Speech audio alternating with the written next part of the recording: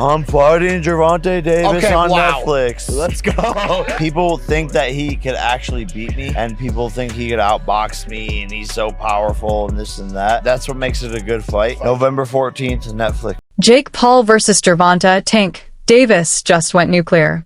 In a bold new interview, Jake threw shots at the entire fight game, brushing off the risks, ignoring the critics, and declaring that no one, not even Tank himself, can stop him. The moment those words hit the internet, Tank fired back with his trademark heat, turning what was once seen as entertainment into all-out war. With less than 2 months to go before fight night, Jake's defiant words, "I have the world on my shoulders trying to bring me down, but obstacles won't stop me. Doubts won't stop me, and haters won't stop me, 55 days, sent shockwaves through the boxing world." Tank instantly responded, and just like that, the matchup everyone called a spectacle has now become the most chaotic showdown of 2025. Gervonta Davis just posted that he would beat the brakes off of you if you guys fight. Yeah, I mean, I'll be down. Let's run it. I'll be super down. I don't know if Gervonta needs Jake Paul. Let's be clear, right? is there a height limit in boxing? Think about that for a second. Jake Paul, a 200-pound cruiserweight, openly comparing himself to Gervonta Tank Davis, the lightweight king known for breaking bones and breaking spirits. That's not confidence, that's straight-up disrespect. In his interview, Jake's energy screamed, "I'm bigger, I'm stronger, and I'm built for this moment." And he backed it up by posting clips of himself training in strange, unconventional styles, shadowboxing like he's rewriting the rulebook. To casual fans, it looked like pure motivation. To boxing purists, it looked like a delusion he's trying to sell. And just when things couldn't get weirder, the Georgia Commission stepped in and shut the fight down entirely. Chairman Rick Thompson called it the dumbest idea I've ever heard, labeling it a blatant money grab. So now, between Jake's bravado, Tank's silence, and a commission that wants no part of it, this fight is already shaping up to be one of the most controversial events boxing's ever seen.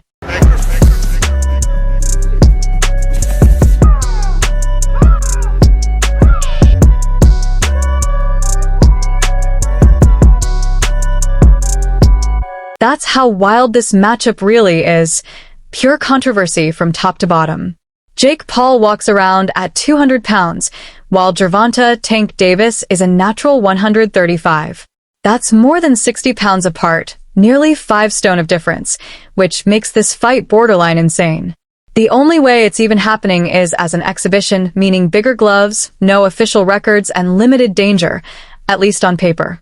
After Georgia's commission refused to sanction it, the event was moved to Florida, where regulators finally gave the green light but demanded 12-ounce gloves instead of Tank's usual 8-ounce pair. On one hand, it's spectacle. On the other, it's a risky mismatch that could easily backfire. If Tank Davis, one of boxing's most feared punchers, steps into the ring under these conditions, it'll either be a career-defining statement or a sad reminder that sometimes business overshadows the sport. Everyone's talking about it. It's a whole thing. A lot of people liked it. They didn't like it. How did you feel when you first saw that it was a thing? It pissed me the fuck off, bro. It just disappointing on mainly Jake's end. We're not falling for the Disney Channel bit no more. We're not falling for you're not a fighter no more. We're not falling for that. You're ranked as a cruiserweight and you're out here trying to fight a lightweight. And then on top of it, you were just talking about fighting Anthony Joshua. That doesn't make no sense. And, I just felt like it was a disgrace to boxing and kind of, it was not a good move by Jake Paul. I understand people saying, Gervonta got to go get his money, blah, blah, blah. But, we're not talking about that shit. We're talking about the sport. We're not talking about, you got to get that money. But, yeah, but everybody's open to criticism. That's the whole point of this media shit. That's why they talk about basketball players. They don't talk about, LeBron's making too much. Nobody cares, bro. LeBron's missing the shot. He's missing the fucking shot. So at the end of the day, bro, I just thought it was a disgrace to the sport. Because on one end, you got the casuals, right? The casuals don't see the weight difference. They see Jake Paul and Gervonta Davis. And if Gervonta Davis doesn't fuck up Jake Paul, they're going to think Jake Paul is some pound-for-pound champion type of fighter. But here's the real kicker. Nikisa Bidarian, Jake Paul's promotional partner, confirmed that this won't be some light sparring exhibition. He made it clear, "We're going to have a fight that will have a definitive outcome, whether by knockout or decision." In other words, somebody's getting humbled. This isn't just for show anymore. It's a full-blown fight with real consequences. And now, it's official. Jake Paul versus Gervonta Tank Davis has been announced, setting the stage for one of the most unpredictable, high-stakes clashes the boxing world has ever seen. It would just be sad that if Tank Davis' boxing career, real boxing career, championship, is over because, of the Jake Paul fight. It would be sad for boxing. I don't know for that to be the case. But if he make, in excess of 30, 40 million. They reported $40 million. I don't know what kind. I don't know what he does after that. Does he come back to boxing and defend those titles? I don't know, bro. So I don't know if this could this be the last time we see Tank Davis in a real championship fight? Was Lamont Roach last fight we see of him like that? I don't know. But if it is, that would be a tough pill to swallow for boxing fans. And of course, you already know Tank Davis wasn't about to let Jake's words slide. Just hours after Jake's interview hit the internet, Tank clapped back with pure disrespect, mocking Jake's bizarre training clips and saying he looked more like he was rehearsing a TikTok dance than preparing for a fight. Tank called Jake delusional, claiming he's hiding behind Netflix money and that those 12-ounce gloves won't save him from what's coming. He reminded everyone that this isn't his first time facing bigger opponents. He's dropped heavier guys in sparring, shattered jaws, folded ribs, and now he's ready to do it again, this time to a YouTuber in front of the entire world. What makes Tank's response hit even harder is that he's not just clowning Jake. He's making a promise, a violent one. He's out to prove that weight doesn't equal power when you're standing across from one of the most explosive punchers in boxing. Jake Paul versus Tank Davis, they just announced the fight. What's your instant reaction to that? I don't know what's going to happen with a 135-pounder going up against a 200-pounder. I think it's not a real fight. Jake just too big. Tank ain't gonna be able to get in from that jab. Jake, man, one good punch on Tank, it's over. Here's the thing, no matter how much Tank clowns Jake, this fight is straight up insane for one simple reason: the massive weight gap. You've got Jake Paul, a 200-pound powerhouse, stepping in against Gervonta Tank Davis, a 135-pound destroyer who's built his legacy on speed, precision, and knockout power against fighters his own size. On paper, it shouldn't even be possible, yet here we are, a cruiserweight and a lightweight about to collide under one spotlight. It's the kind of matchup that makes no logical sense, but all the sense in the world for entertainment, money, and chaos. The real question is, can Tank's skill and timing overcome Jake's size and strength, or will the weight difference finally be too much, even for one of boxing's most dangerous men?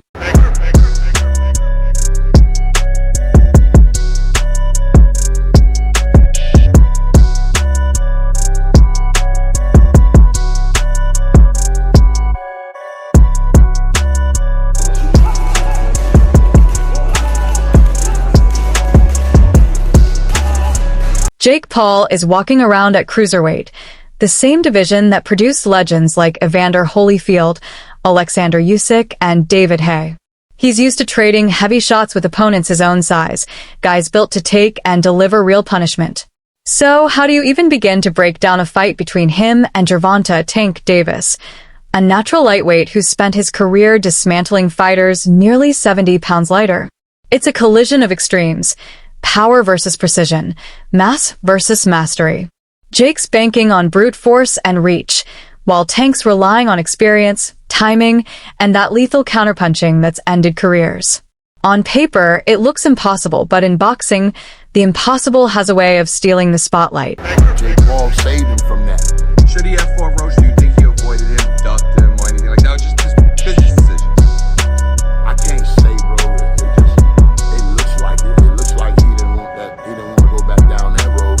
And Jake Paul saved him from that.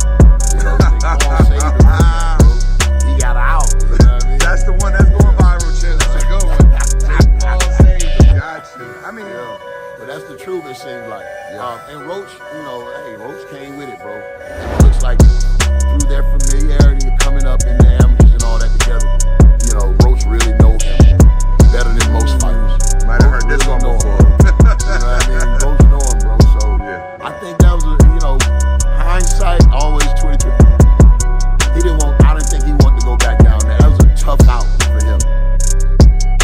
Gervonta Tank Davis is, at his core, a lightweight, maybe a super lightweight at best.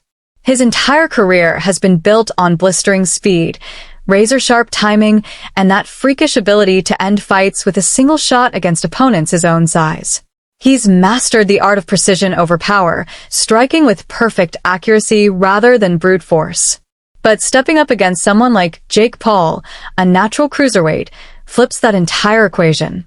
It's not just a size mismatch, it's a test of physics versus skill, raw muscle against elite technique. And with all the drama swirling around, from Jake's confidence to Tank's pride, even Jake's burnt bridge with his brother Logan adds another layer of tension to a fight that already feels like it's balancing between spectacle and chaos. It's a joke. It's a joke, you know what I mean? Yeah, it's a joke. It's gonna be like Mike Tyson. It's gonna be a sparring match, and after they're gonna just steal everybody's money. Same thing. This fight completely breaks the laws of boxing logic. It's not supposed to happen, and that's exactly why Netflix is all in. It's chaos, controversy, and entertainment wrapped into one massive event. A 135-pound knockout artist stepping up to face a 200-pound powerhouse? It defies every rule the sport is built on, yet it's pure gold for streaming.